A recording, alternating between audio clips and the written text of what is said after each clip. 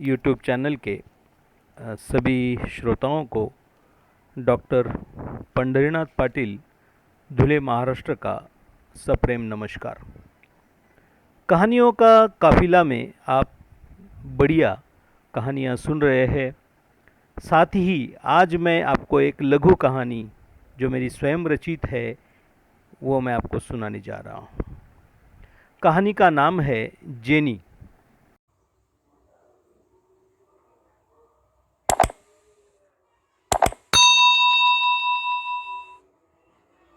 जेठ की भरी दोपहरी में चिलचिलाती धूप में नितिन और सुधा खेती में काम कर रहे थे।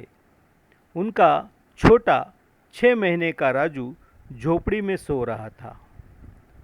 ये दोनों कहीं से भागे दो प्रेमी थे जिनको काम की ज़रूरत थी और मुझे खेती में काम करने वालों की। अतः मैंने ही मेरी खेती में उन्हें काम के लिए रख लिया था। 1.5 वर्ष बाद उन्हें लड़का हुआ था जिसका उन्होंने राजू नाम रखा था। जब राजू हुआ तब मैंने ही मेरी प्यारी जेनी को उनको भेंट दिया था। अरे सुधा, राजू को देख आती, उठ गया तो बहुत रोएगा।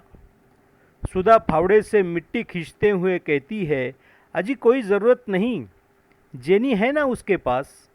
बहुत प्यार करती है जेनी राजू को। नितिन अपने फावड़े को कंधे पर रखते हुए कहता है, तू कुछ भी बोल सुधा, पर मालिक ने अपनी जान से प्यारी जेनी देकर हम पर बहुत उपकार किया है। जेनी ना होती तो राजू का ख्याल कौन रखता। हाँ, मालिक बहुत भले आदमी है। सुधा कह रही थी कि उन्हें जेनी के भौंकने की आवाज़ आई। सुधा ने चिल्लाकर कहा, क्यों चिल्ला रही हो जेनी? राजू जग जाएगा, शांत हो जा। हर बार डांटने पर जेनी शांत हो जाती, पर आज वह रुक रुक कर भौंक रही थी। इसीलिए दौड़कर सुधा झोपड़ी के पास पहुंची और हक्की बक्की रह गई।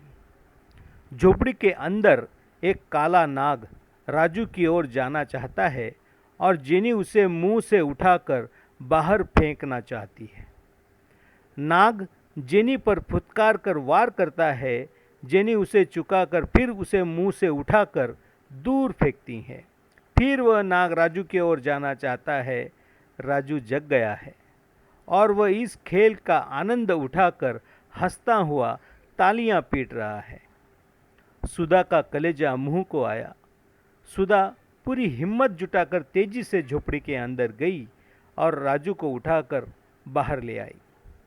आखिरकार जेनी ने उस नाग को चबा चबा कर मार डाला। इतना कहकर सुधा और नितिन मेरे आभार व्यक्त करते हुए रोने लगे। पास में जेनी चुपचाप खड़ी होकर देख रही है। धन्यवाद।